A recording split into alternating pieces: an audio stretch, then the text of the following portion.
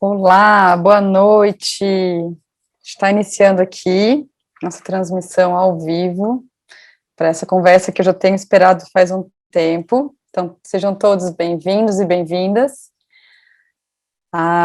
O programa Direitos da Natureza Live e está com essa série especial, né, que é a série Economia para a Regeneração. E o convidado de hoje é o Júlio Holland. Como é que fala seu nome, Júlio? Júlio Ollon, né? Tá bom. Holland. Eu Então tá bom. costumo. Sempre tive essa dúvida, né? Que bom que a gente resolve perguntar bem na hora da transmissão, é uma beleza, né? Mas então quem está aqui com a gente hoje é o Júlio Ollon, e ele vai falar um pouquinho sobre o sistema econômico atual, quais são as problemáticas, por que as moedas sociais são uma alternativa, né, que proporciona o desenvolvimento local, fortalecimento do localismo econômico, e para além disso, as criptomoedas, né, e o que a gente tem visto com relação a essa possibilidade de alternativa para além do sistema econômico atual. Então, moedas alternativas, moedas locais, criptomoedas, como é que a gente pode ressignificar tudo isso e trazer alternativas de um maior fortalecimento econômico local ou aos pares, né? Vamos entender melhor. Vamos lá, então, começando. Júlio, se apresente, por favor. Ivy, é um prazer estar aqui com você, nesse movimento tão legal, tão lindo, né, da regeneração. E eu tenho, assim, uma história muito conectada também com essa transição que começou dentro de mim, né? Eu trabalhei 8 anos na Bolsa de Valores aqui, né, e tentando até entender esse sistema financeiro, como é que funciona de dentro, né? Falei, quem sabe, trabalhando lá eu consigo entender como é que a coisa funciona. E foi uma oportunidade incrível de realmente viver isso, experimentar. Eu tenho uma formação na área de tecnologia, né? Eu trabalhava lá como uma espécie de especialista de tecnologia, meio que arquiteto, né? E eu trabalhei lá no laboratório de inovação. E foi lá que eu fiquei conhecendo até mais sobre blockchain e criptomoedas, né?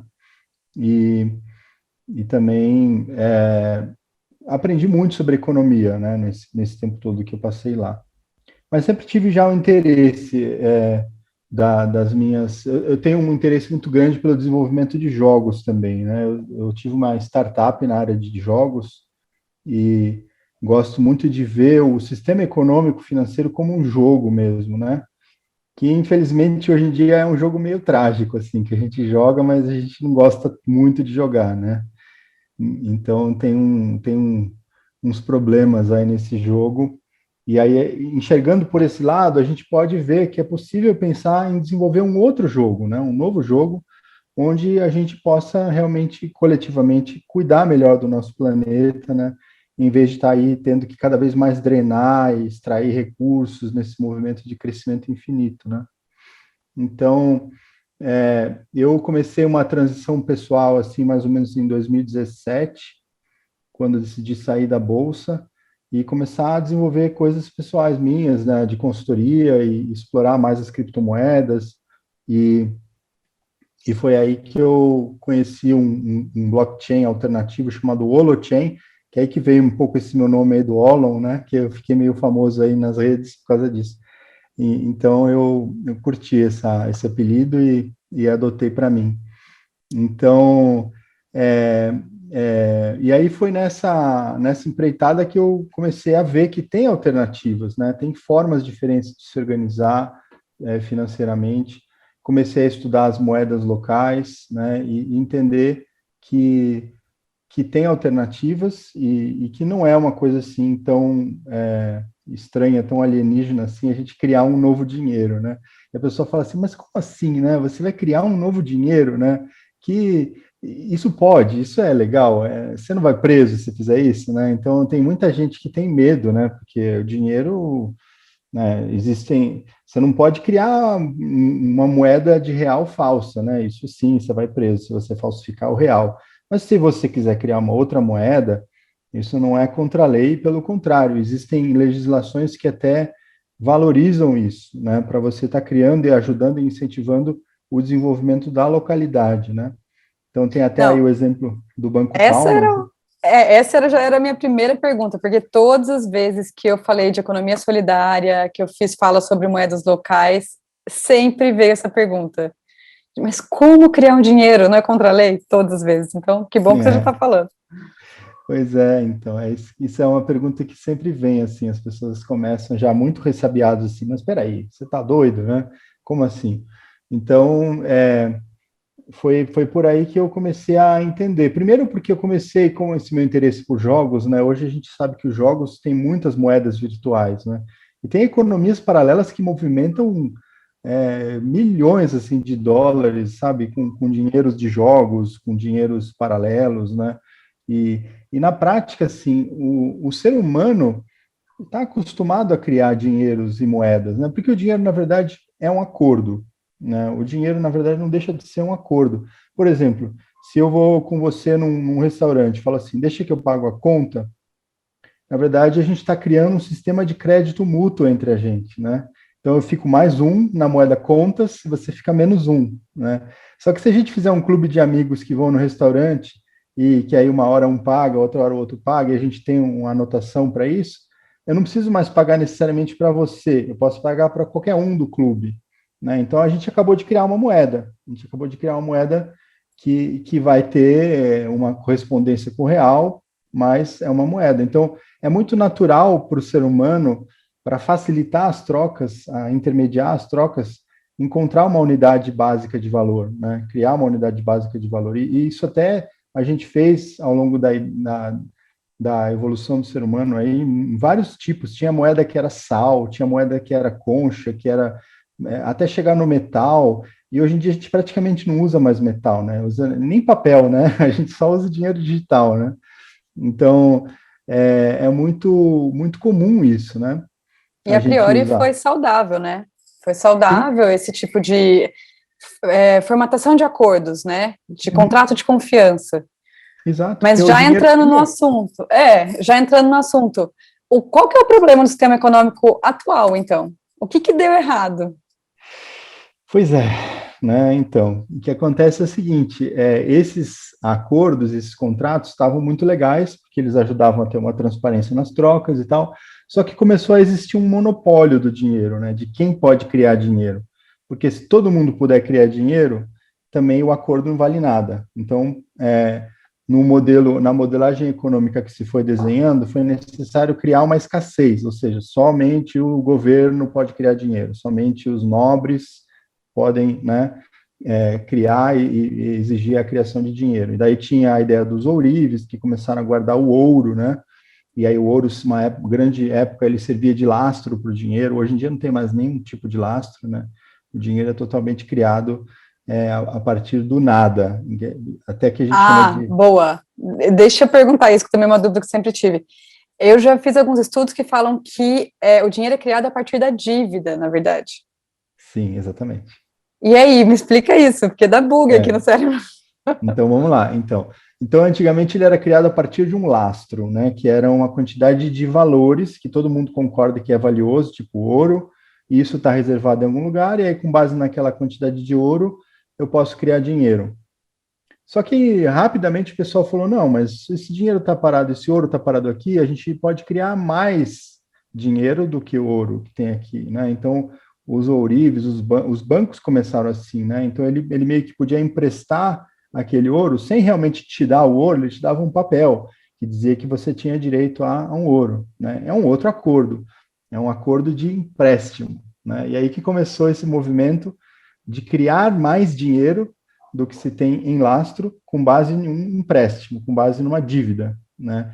Então, aconteceu que os bancos, eles, né, começaram a criar muito mais dinheiro do que eles tinham de lastro, né? E isso daí, até certo ponto funcionou, mas começou a dar alguns problemas, teve várias crises aí que aconteceram por causa disso, e aí precisou se estipular alguns limites também, né, para o banco, né? Mas mesmo assim os limites são grotescos, assim, tipo um banco hoje, é, ele pode criar, assim, mais ou menos 100 vezes mais do que ele declara de valor que ele tem, né? Então, se ele declara que ele tem, sei lá, 1 bilhão, ele pode criar 100 bi, né?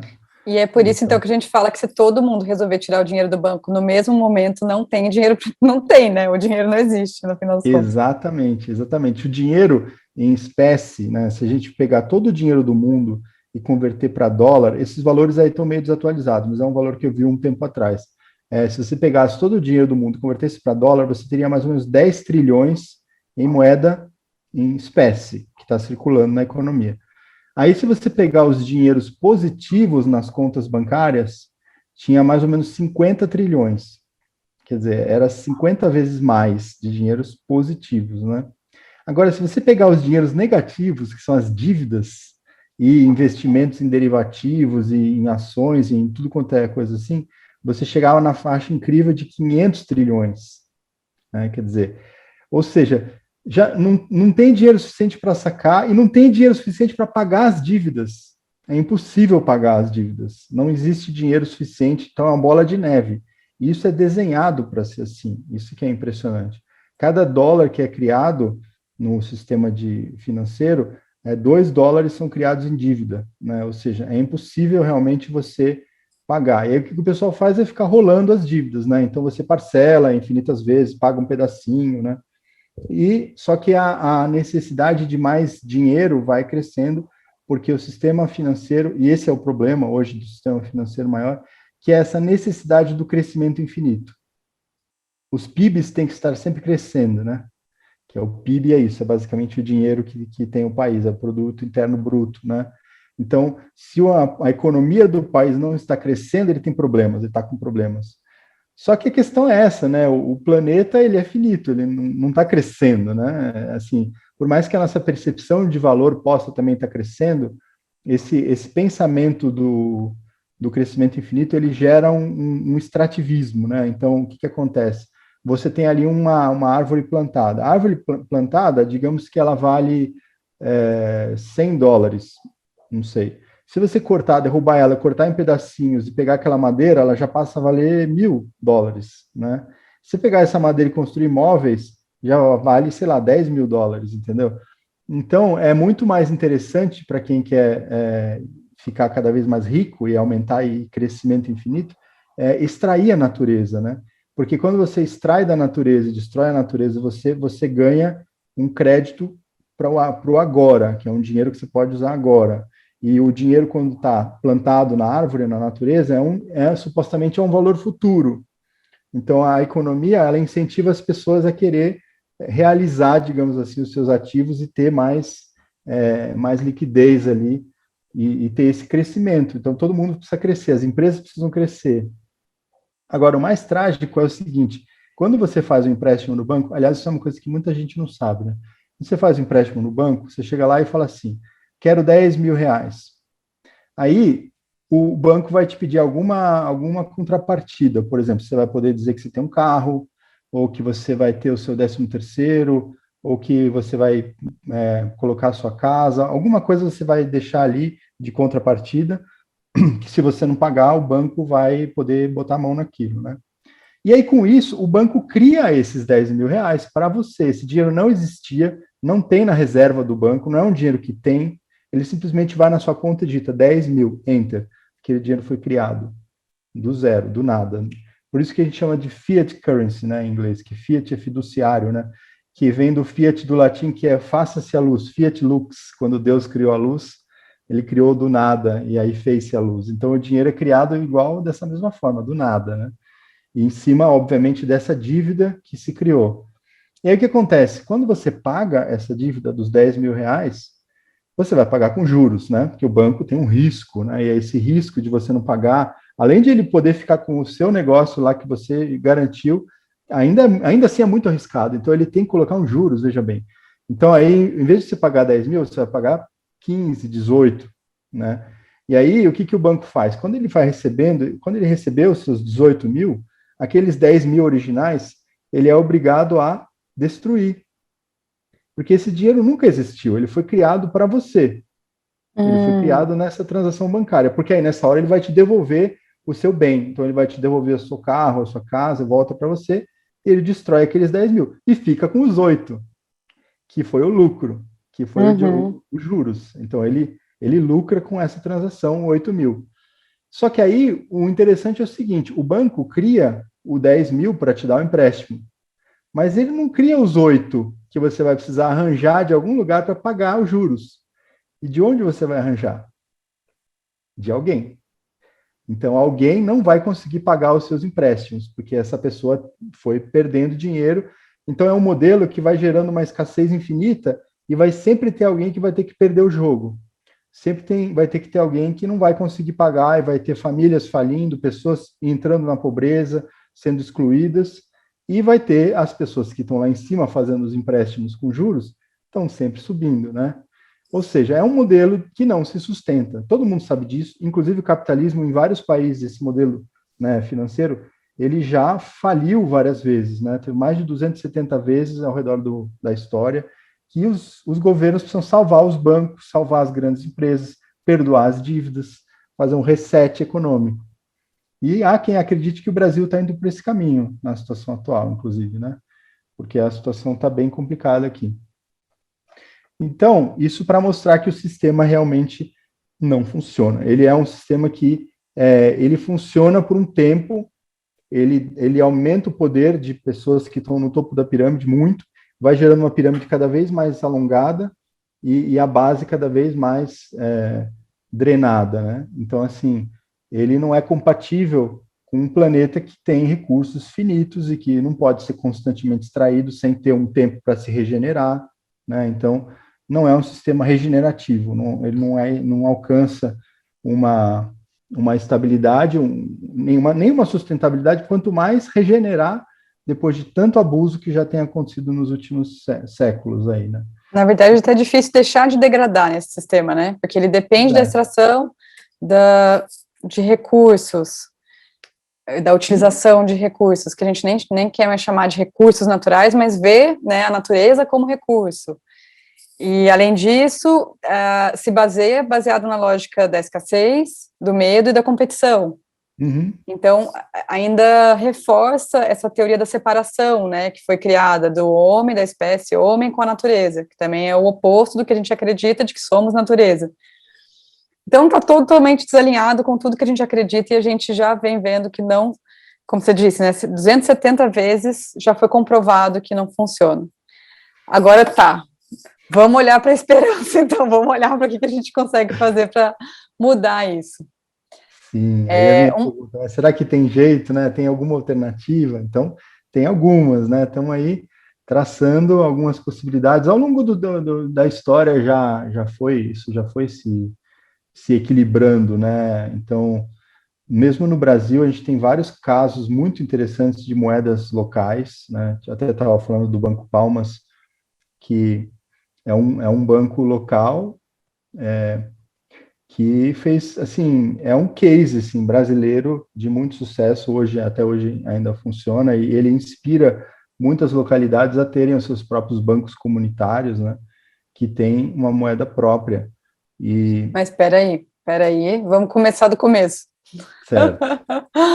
Primeiro, vamos começar, aquela pergunta que sempre fazem, todas as vezes que eu faço de economia solidária, né? Primeiro que, assim, uma coisa também que eu queria esclarecer, tem esse termo novas economias, que a gente está usando e vendo muito em evidência agora, mas algumas vertentes de economias alternativas não são tão novas assim, inclusive a que deu origem às moedas sociais, né?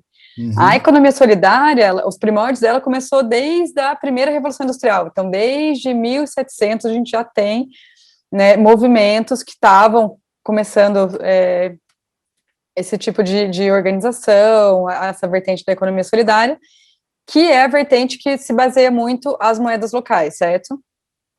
Sim, exatamente. Então, me explica, primeiro, o que são as moedas sociais e como é possível criar uma moeda, ou um banco, até bancos, né? Me explica toda essa questão.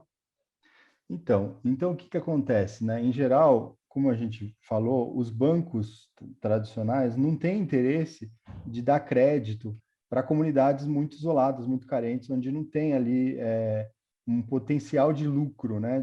Das pessoas realmente pagarem aquele empréstimo, colocando uns juros E então, como não existe uma confiabilidade, o risco, né, de você fazer um empréstimo para uma região muito pobre é muito alto, eles consideram muito alto, então não tem interesse. O que acontece é que essas regiões acabam ficando sem reais, sem dinheiro, o dinheiro do governo, e aí ficam nessa pobreza. Então, assim, tem pessoas, tá cheio de pessoas ali com energia para trabalhar, com vontade de fazer coisas, tem coisa para fazer, tem gente que precisa de serviço, mas não tem dinheiro.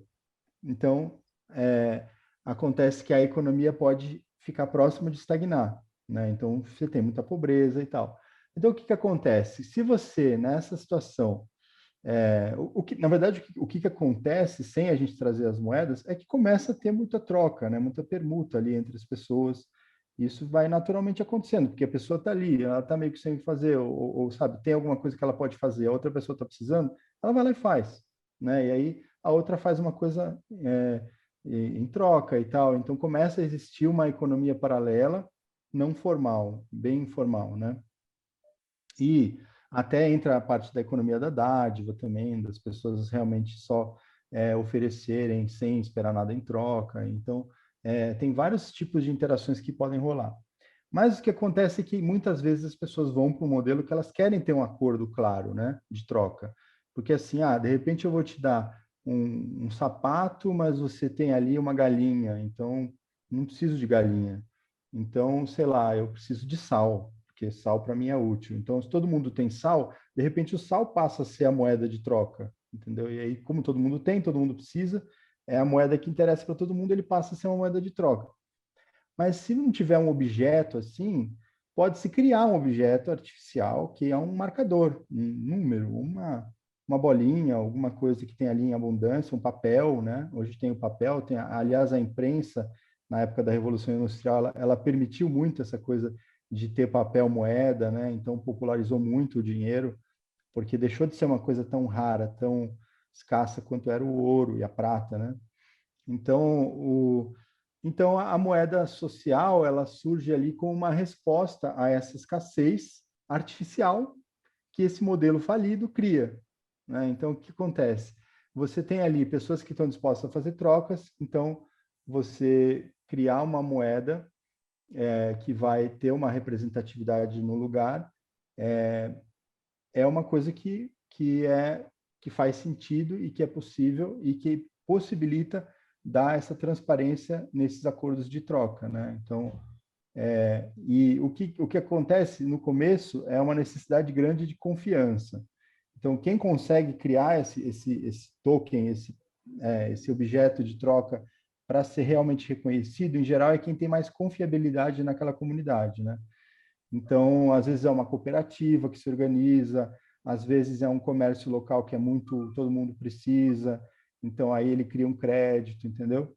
E muitas vezes essa comunidade, essa cooperativa, ela vai também querer ter um lastro, digamos assim, real, para poder garantir que também aquela moeda não é totalmente descolada do sistema de valor do real, né? Então, no caso do Banco Palmas, eles tinham um lastro em real por muito tempo, assim, alguma parte do lastro em real, né?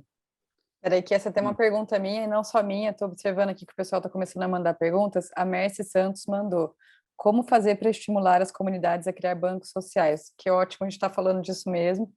A minha pergunta tem que ter lastro obrigatoriamente? Tem que ter a mesma quantidade para criar uma moeda local ou não precisa? então, essa é uma boa pergunta, tá? Então, o que acontece? Se a gente for, depende da legislação que você quer usar, né? Isso é uma coisa que, porque o que acontece? Se você criar uma moeda que pode ser trocada por real, que você fala, ó, eu vou criar uma moeda aqui que pode ser trocada 1 para 1 com real, por exemplo. Então, você na realidade está criando o que o Brasil chama de sistema de pagamento, que você tem inclusive com aqueles PicPay da vida, o próprio Nubank, a sua conta do Nubank é um sistema de pagamento, por muito tempo foi. Hoje em dia eles já são um banco, já são uma instituição financeira, né? Mas então o sistema de pagamento é um tipo de instituição financeira que não tem permissão de criar crédito extra além do que ela tem na reserva. Então, uma instituição financeira desse tipo, que é um sistema de pagamento, tem que ter, se você tem 100 mil reais rodando no seu sistema, você tem que ter 100 mil reais depositados numa conta bancária para garantir, para lastrear esses 100 mil reais que estão circulando na sua moeda virtual. Tá. Então, isso é uma modalidade, né?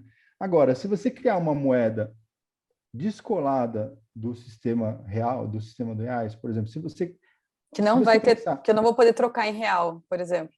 que você pode comprar a moeda, mas que você não pode vender a moeda diretamente, entendeu? Então, por exemplo, se você pensar o sistema de milhas, é uma espécie de moeda, na verdade é uma moeda, é um currency, né? É um tipo de moeda. Só que é uma moeda que antigamente você não podia vender, né, as suas milhas. Hoje já tem N jeitos, esquemas para você vender as suas milhas. Então, na prática, ela virou quase que um sistema bancário completo, né? Porque se você pode comprar e vender dinheiro, você tem que ser um banco, entendeu? Esse que é o ponto. E para você ser um banco nesse país, você precisa de autorização assinada do presidente da República. E E a gente tem um monopólio de bancos aqui, né? Bem baixo o é, número, que também cria um certo problema, né? exato, é bem difícil, bem restrito, escasso e cheio de problemas e empecilhos, demora muito tempo para você conseguir. Tem que ter também mais de 1 milhão de clientes ou uma movimentação de mais de, acho que 2 milhões de reais movimentados para você poder sequer se candidatar a ser um banco. Então, o Nubank, por exemplo, ele começou sendo um sistema de pagamento por muito tempo, até ele poder se candidatar a se tornar um banco, e hoje ele é um banco. Mas ele é um banco do nível com mais restrito ainda, ele está começando a subir na escala ali evolutiva dos bancos para poder ter mais autonomia para criar dinheiro, que na verdade é isso que eles querem, né? Que é o É, poder maior que tem. Mas a questão é, se você criar uma moeda que vai ser usada só na sua comunidade e que você não vai permitir as pessoas venderem a moeda de volta, por exemplo, se a pessoa comprou 100 moedas de mim e ela vai usar ali localmente, ou ela ganhou 100 moedas porque ela fez alguma coisa legal ali na comunidade, ganhou 100 moedas, ela não pode pegar essas 100 moedas e trocar por reais. Eu não vou fazer essa troca de volta. Então é como se fosse um ticket de festa junina. Sabe aquele que você compra na festa junina e você compra 10 reais em fichas da festa junina e essas fichas, se você não usar, você perdeu. ok. Fazer esse tipo de coisa não requer que você tenha lastro. E nem regulamentação, e nem algum tipo de formalidade requer? Existe regulamentação, isso daí de certa forma, monitorado pela CVM, mas não é uma coisa assim, porque você não impacta diretamente no sistema financeiro. Então, um impacto secundário. Você está criando uma economia local que é informal e que vai acelerar o desenvolvimento econômico da região. Então, para o Banco Central é uma coisa boa. No caso, no Banco Palmas, quando ele começou, teve um monte de críticas, teve muita gente também falando que não pode, né, que isso daí é uma coisa errada e tal. Então, teve muitos ataques e eles conseguiram uma carta do Banco Central, pelo menos falando que não é ilegal.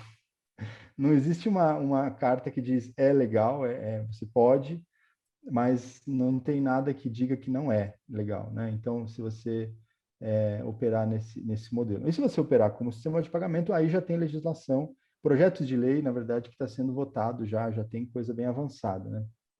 A Mercy está falando aqui que ela adorou o exemplo das fichas de festa junina. Adorou. Ó, ela disse, a moeda da comunidade circula dentro da comunidade apenas? É uma outra pergunta que ela mandou. Isso, então, isso daí é a vantagem da moeda ser local, né? E quando a moeda circula localmente, qual que é a vantagem? A velocidade de circulação é muito maior. O que quer dizer?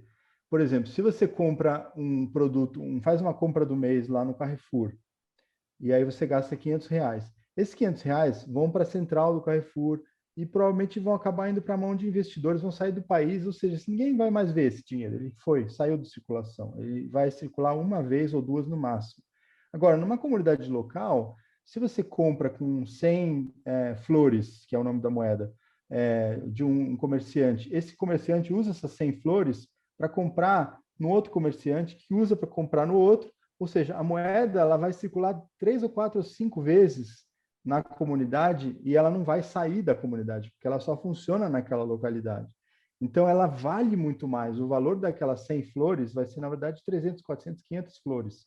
Né? Então, isso é uma coisa muito interessante. Isso gera um aquecimento da economia local. Né? Por isso que até os bancos até Previne, apoiam.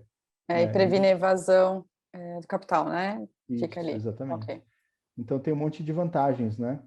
E, e aí, o que acontece é isso. Como o sistema financeiro, os bancos, o Banco Central, não tem condição, né, de cuidar da economia do país todo, né, ainda mais no nosso país, que é tão diverso, né, tem regiões tão pobres e outras tão, né, desigualdade tão gritante.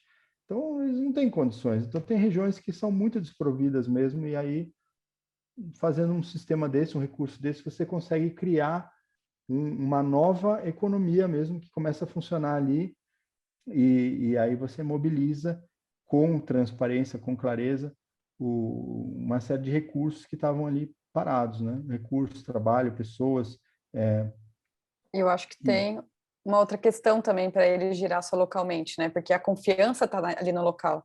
Se você viajar de um estado para o outro e chegar com flores, o que que são flores? Aqui, para mim, né, não significa nada. Então, eu acho que tem a exato, questão da confiança também. exatamente, tem isso. Exatamente. Dinheiro, como eu falei, dinheiro é um acordo e dinheiro é confiança. Então, para você aceitar uma moeda, você precisa confiar que aquela moeda tem valor. Então, que ela não vai desaparecer da noite para o dia, que as pessoas que estão gerenciando são sérias, né, que tem uma continuidade, né, porque se você vai, sei lá, vender o seu trabalho, o seu serviço ali, para receber uma moeda que de repente pode sumir amanhã, né, você vai falar, será que eu quero? Não é melhor receber logo em real? Porque real eu sei que é uma coisa que eu posso, mesmo que eu receba menos, é uma coisa que eu posso ir no banco e usar em qualquer lugar, né, então tem que existir essa relação de confiança. Isso é um dos desafios das moedas locais, que é justamente aquecer essa comunidade, manter a comunidade na confiança do que está rolando. Então, para isso precisa ter muitos eventos. Eu até, então, junto com a Renata Lara, né, a gente criou a moeda Nietzsche, da Casa Nietzsche. A Casa Nietzsche é uma entidade cultural lá no Rio, que atua no bairro do Grajaú, e ela organizava eventos nas praças, né? Agora na pandemia tudo parou, né? Mas assim, organizou, chegou acho que tiveram 12 edições, não, muito mais edições, foi ao longo de 10 ou 11 anos aí, eventos praticamente todo mês, nas praças, principalmente nessa praça lá do Grajaú, e que movimentavam, cada instância do evento tinha 400, 500 pessoas, né? E aí a gente criou, em cima dessa comunidade que se estabeleceu ali, de mais de 10 mil pessoas, a gente criou a moeda, que permitia você acessar os serviços da casa, que tinha uma casa colaborativa, né, que tinha serviços, você podia acessar, e também a gente criou uma economia local de trocas ali entre as pessoas que participavam desse ecossistema, né? Então, a moeda Nietzsche. E a gente viu a dificuldade que é realmente animar essa rede e manter a economia funcionando, né? Quer dizer, é, ter encontros mensais para as pessoas mostrarem o que elas têm de produtos e serviços, e fazer assim, tipo uma propaganda mesmo do que elas estão oferecendo, e fazer e ter espaços para as pessoas se agradecerem também pelas trocas, sabe? Ou seja, criar uma economia de confiança ali também, para que as pessoas se sintam convidadas para usar essa moeda, né? Ô, Então, Júlio, e a Messi mandou aqui outra pergunta. Ela quer saber quais são os aspectos jurídicos que estão envolvidos na criação de um banco comunitário e se uma cooperativa poderia ser um banco comunitário. Então, um outro jeito de criar moedas aqui comunitárias, de bancos comunitários especialmente, né, é usando a plataforma e-dinheiro, que é a plataforma do Banco Palmas, que eles criaram, né? Eu super recomendo, e ela conecta, assim, com a legislação de cooperativas ou também de ONGs, né, que podem ser as fundadoras da moeda. Eles têm um aplicativo para celular, dá para você comprar até as moedas com cartão de crédito, usar no seu comércio para receber. É bastante poderoso o sistema deles, chama e-dinheiro. Então, sim, dá para você conectar com cooperativas e ONGs, né? A gente, na Casa da Moeda NIT, a gente usou uma outra tecnologia chamada Cyclos, ou Cyclos, né, em inglês, que é uma ferramenta para criar moedas locais. E é legal que ela é gratuita. Então, se você for no site cyclos.org, aliás, communities.cyclos.org, você pode ir lá, então, criar a sua própria moeda, igual a gente fez. E, aliás, no curso que eu estava dando no ano passado, a gente ensinava a criar uma moeda em 15 minutos, né? Então, a gente criava uma moeda do curso e criava usando essas ferramentas todas, né?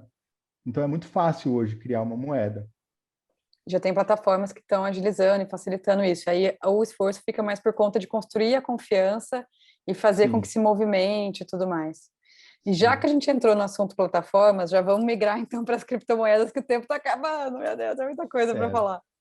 pois é. Vamos lá então. Né, nessa perspectiva de moedas alternativas, me explica um pouquinho o que são as criptomoedas, o que é Bitcoin, qual que é a diferença de uma coisa para outra, são muitos termos que a gente escuta e às vezes gera algumas dúvidas. Vamos lá, Uhum. beabá das criptomoedas. Então, puxando do que a gente estava falando, se moeda é confiança, né? Então, para você criar uma moeda, você precisa ter uma confiança em alguém, em algum sistema ou alguma entidade, né, que vai te dar aquela confiança. Mas e se a gente criasse um sistema na rede que não precisa ter essa confiança em alguém, que pode ser uma confiança somente na rede, somente no funcionamento daquela plataforma, né? E aí garantindo que ela está sempre funcionando e que ela não pode ser hackeada, você tem essa confiança. Então, dessa ideia é que nasceu a ideia das criptomoedas. Da E gente ter isso uma permite moeda. que saia do local, né? Que vá, Isso, expanda. Ah, tá. exato. Então, é uma moeda que ela não depende de nenhum governo, não depende de nenhum país, de nenhuma entidade para dar confiança para ela. E a confiança nela surge somente porque você confia na rede, na internet. Então, o Bitcoin é uma moeda da internet. Nenhum governo controla o Bitcoin, ele é uma moeda neutra, digamos assim, né? Quer dizer, é da internet. O único jeito de tirar do ar o Bitcoin seria desligar toda a internet do planeta, que é bem trabalhoso fazer isso, né? Então, por isso que ela é legal e por isso que ela ganhou força, né? Ela começou com uma brincadeira de hackers ali, né? Uma brincadeira de cientistas criptográficos ali, falando, nossa, e se a gente fizesse uma moeda que não pode ser hackeada, como é que seria? Daí eles começaram a montar. E, e aí foi levantando o interesse de muita gente, né? No começo, muitos mais os nerds, mas depois as pessoas começaram a falar, pô, mas isso aí não é hackeável mesmo? Que interessante. E aí as pessoas começaram a ter interesse na moeda, a quantidade de Bitcoin é finita. Então, como tem muita gente querendo, o que aconteceu com o preço? Foi subindo. E o que que Uma, limita a quantidade? Ó, Bitcoin, então, é um tipo de criptomoeda, certo? Bitcoin é um tipo de criptomoeda. E o que que limita? Foi a primeira, né, que foi criada, digamos assim, né? Uhum. E por que que ela tem uma quantidade limitada?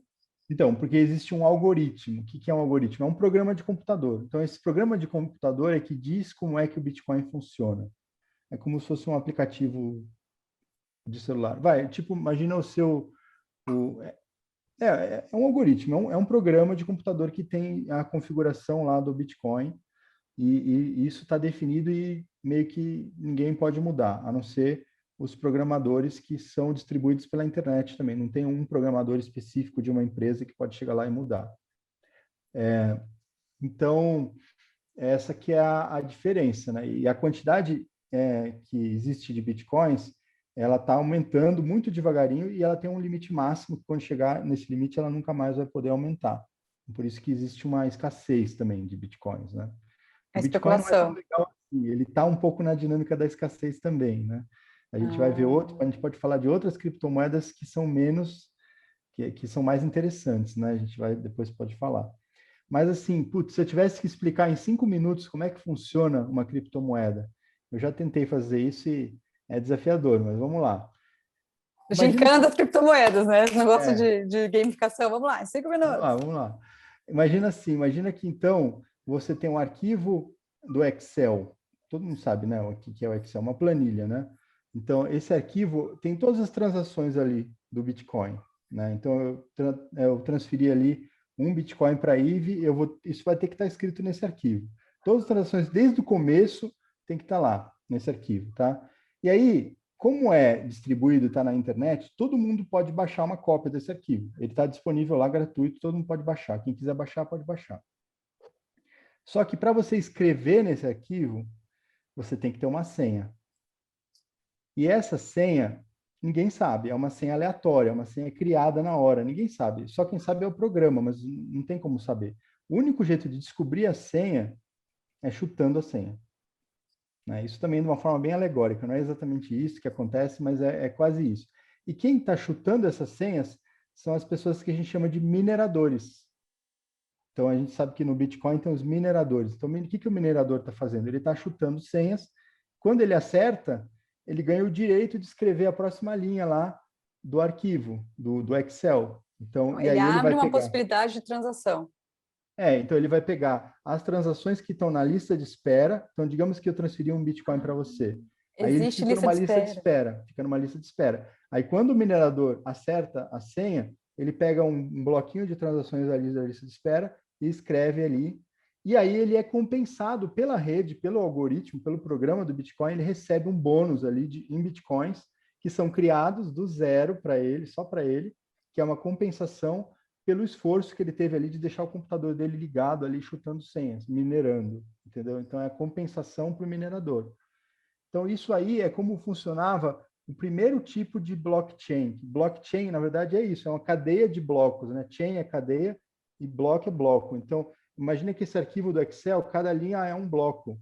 Então, eles estão todos encadeados. Só que eles estão encadeados de um jeito que, se você mudar uma linha lá em cima, todo mundo vai ver que mudou e aí automaticamente aquele arquivo fica inválido.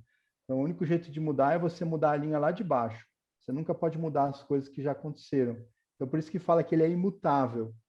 E aí ele é muito seguro por isso, né? Todo mundo pode ver o que está acontecendo, ele é muito seguro, muito transparente, todo mundo pode baixar uma cópia e é impossível quase de hackear, porque você precisa ali quebrar uma senha muito forte que mesmo os mineradores trabalhando direto, eles só conseguem a senha da última linha, né? Para você poder realmente mudar tudo ali realmente é muito difícil. Então, ele é muito seguro, ele não depende de nenhuma entidade central, muito transparente e imutável. Então, assim, é muito legal para um sistema financeiro. Ou seja, isso possibilitou qualquer pessoa hoje a criar uma criptomoeda, né? E hoje tem mais de 2.000 criptomoedas aí, além do Bitcoin, né?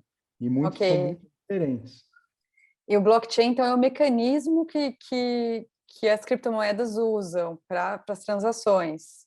Isso, é como se fosse a tecnologia, né? Então, é como se falasse assim, é o que possibilita criar as moedas. Tanto é que não é só moedas que dá para você fazer.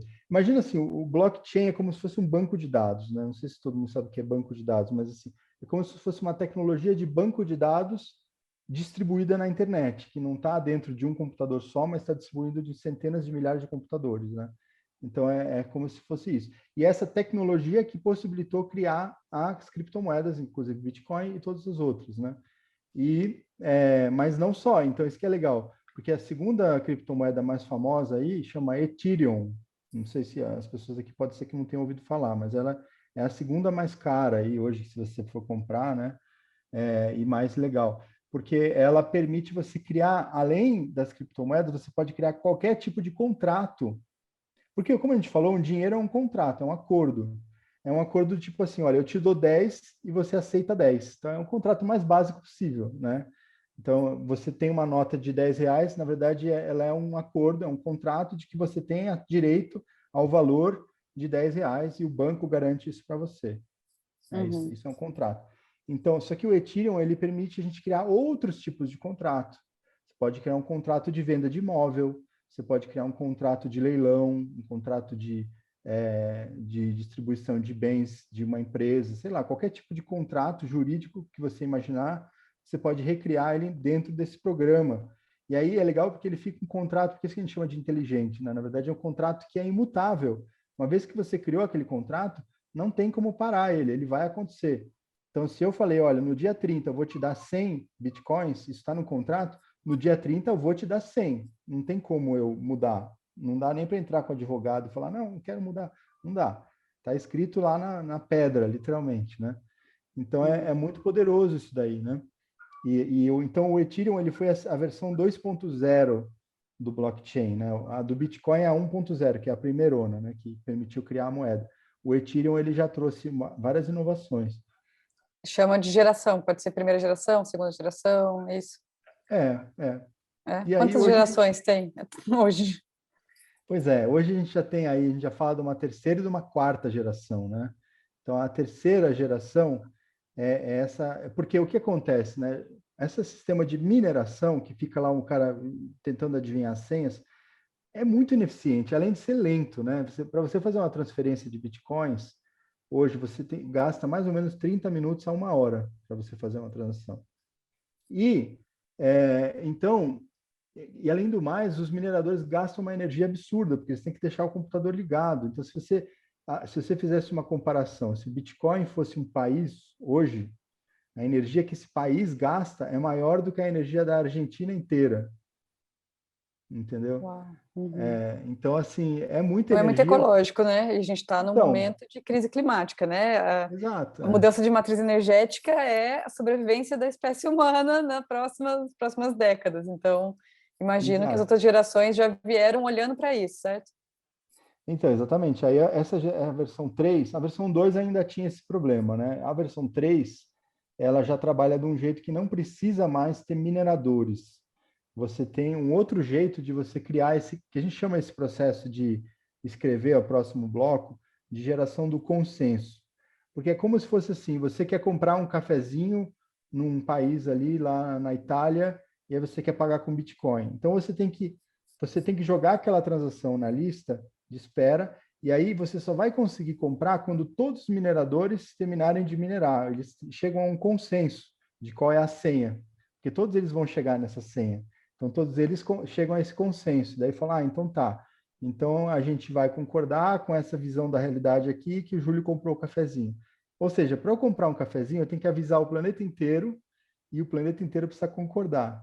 Né? Então, por isso que gasta tanta energia, né? Para gerar esse Entendi. consenso. Então, a versão 3, ela já usa um mecanismo de consenso que não usa mineração. Então, ele é muito mais rápido, muito mais leve e dá para funcionar assim de forma mais interessante. E a versão 4, que é esse do Holochain, que é esse que eu trabalhei, ele trabalha com consenso sob medida, na verdade, né?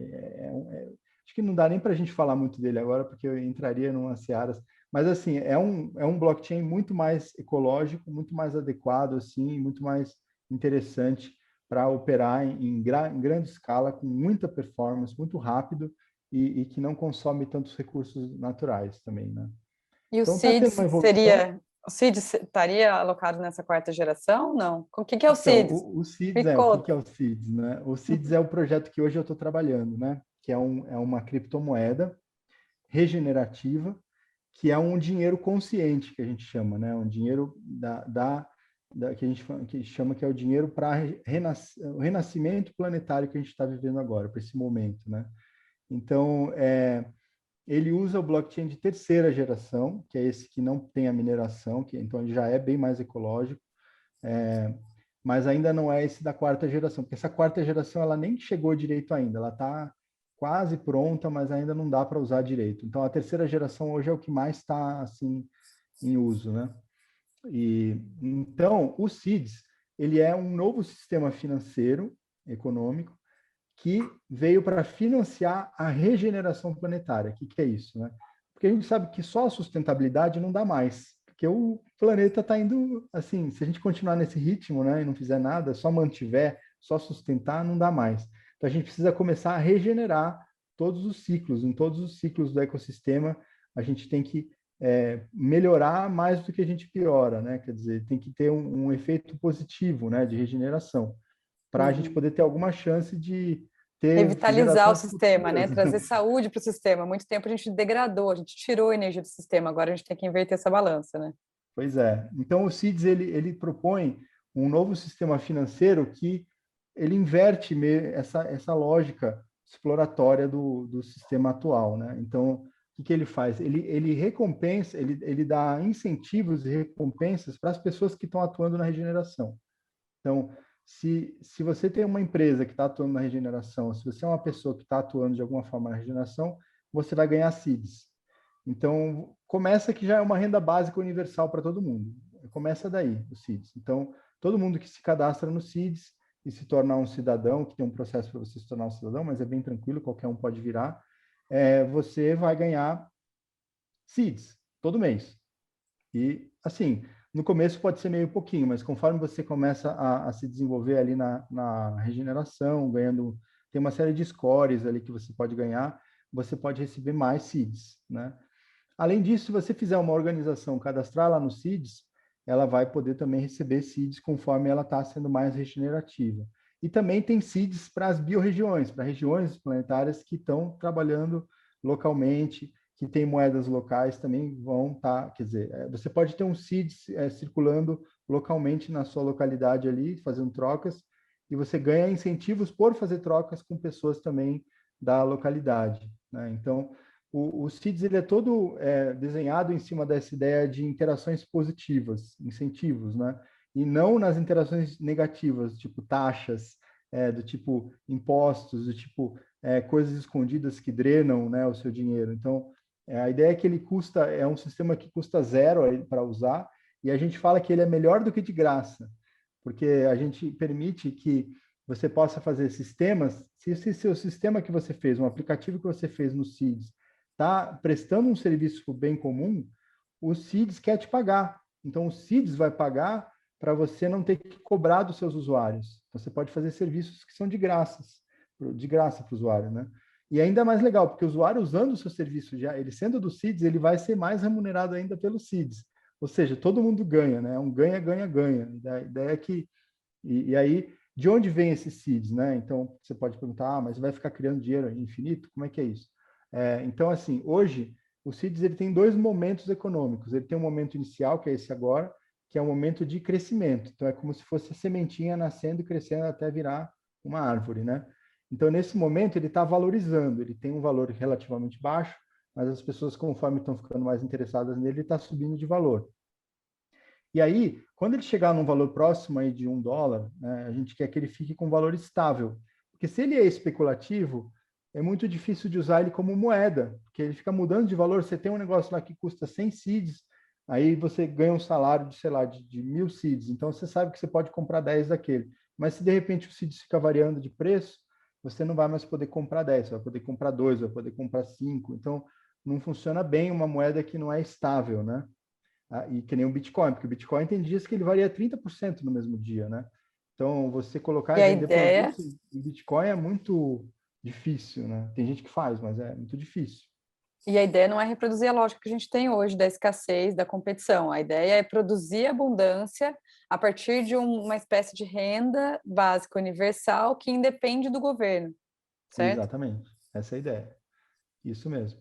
E aí o mais legal é que o CIDS ele tem uma constituição, ou seja, os cidadãos do CIDS eles têm voz para dizer como a economia vai funcionar e como que esse dinheiro que está sendo gerado nessa fase 2, e nessa fase 2 ele vai ter um valor estável e vai estar sendo gerado novos seeds com base na quantidade de pessoas usando, ou seja, conforme a economia cresce, a gente gera mais seeds. Esse processo Pergunta, se chama então. colheita, que é a Tá. colheita das sementes, né? Então, E pergunta, ele não vai ter uma quantidade limitada de seeds, porque se tiver limitado, vai cair na especulação.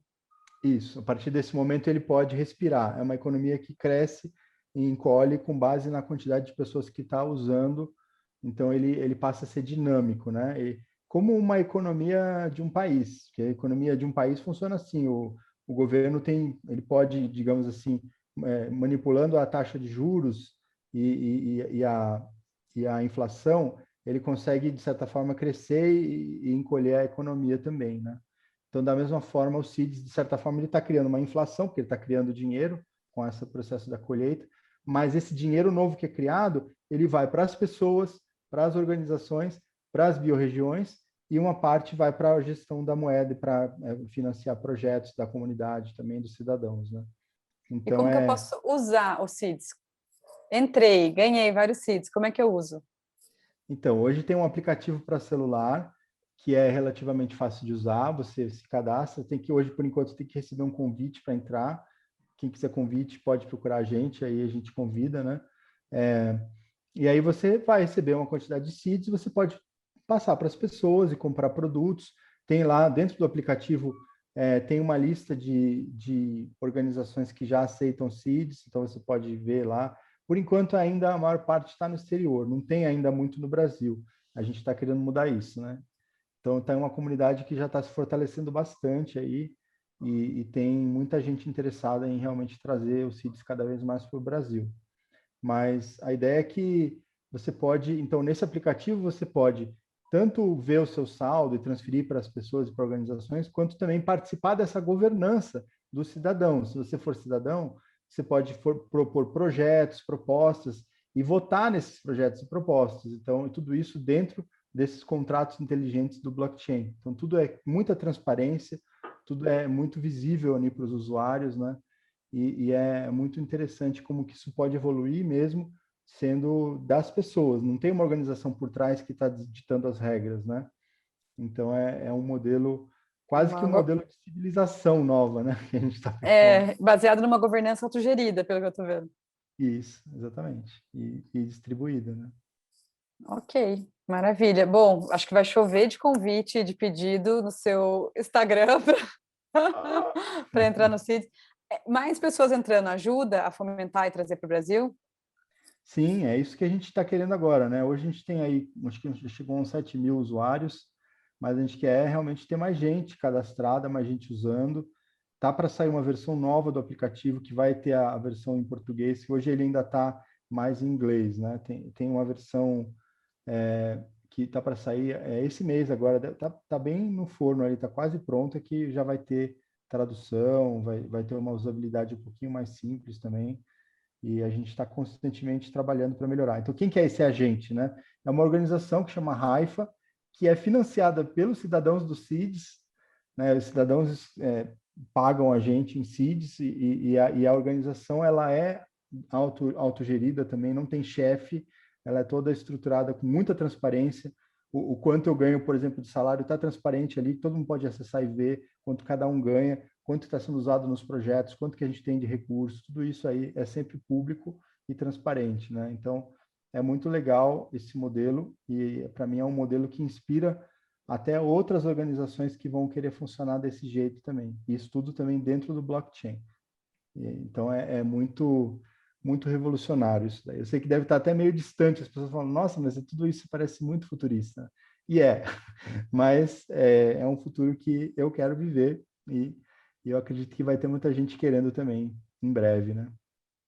Maravilha. Vanessa, que é a fundadora da ONG Mapas, que criou o programa Direitos da Natureza Live, colocou um comentário aqui: uma moeda que serve à comunidade. Então, é isso que a gente Exato. precisa, né? Um governo que sirva Exatamente. o seu povo, uma moeda que sirva a comunidade. Maravilha. Bom, nosso tempo acabou. Queria te agradecer, Júlio, por E- todo esse conhecimento compartilhado, pela generosidade em trazer tudo isso e por trazer inspiração, né? Porque acho que o que a gente está, eu falo por mim, o que eu mais estou precisando nesse momento é olhar para possibilidades de um futuro mais alinhado com os valores que a gente acredita, que respeite e reconheça os direitos da natureza, baseado nas culturas regenerativas. Eu acho que isso me move, eu sei que isso te move também, eu sei que isso move a Vanessa, eu sei que isso move muita gente que deve estar assistindo. Então, eu queria agradecer muito, muito, muito e que chamar o pessoal que estiver interessado para se inscrever no CIDS, pede o convite para o Júlio, manda mensagem. Eu também já quero meu convite. E é isso, a gente continua se apoiando e andando Sim. com, né, para construir esse Ah, futuro que a Vanessa colocou aqui, futurista como o nosso tema dos direitos da natureza, exatamente. exatamente. Nossa, super agradeço, Ivi, pelo espaço aqui, por participar também um pouquinho da comunidade com vocês. E estou super à disposição aí para tirar mais dúvidas, para saber mais sobre a comunidade, saber mais sobre o CIDS.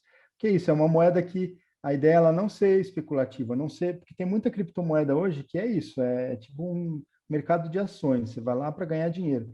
Aqui não, é uma moeda que tem um propósito regenerativo mesmo, né? Então a gente está realmente servindo as pessoas, né? Então é muito legal poder contar isso também aqui e se conectar aí com mais essa rede, né? E vamos seguindo junto aí, tecendo. Muita gratidão aí também por estar aqui. E, Agradeço muito. A Vanessa disse que já está inscrita no CIDS, agora sou eu, vai vir opa, mais uma galera, vamos que vamos. Então tá, boa maravilha. noite e seguimos então. Boa noite. Obrigada, Até Ju. mais. Até.